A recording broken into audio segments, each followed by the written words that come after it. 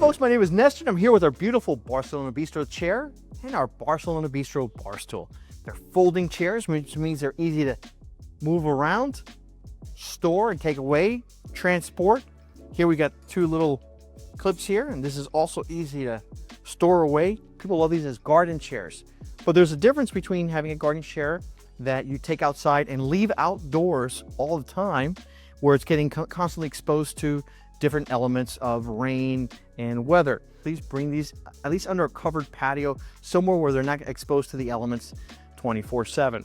Now, why? Do they have rust resistance? Yes, they are specially coated with a rust resistant coating. But depending on how you care for it, if it gets scratched, depending on how it's beat upon, it can expose the metal underneath. And then in addition to having a scratch gets exposed to the rain, that's where you get some rust spots on a chair like this. So how do you prevent that? Well, one, try to keep them under a covered patio or bring them in at the end of the day. But that's why these are folding chairs, because they're easy to bring inside. They're a lightweight chair, easy to fold, easy to move. You know, these are designed for outdoor use, meaning that you present them outside.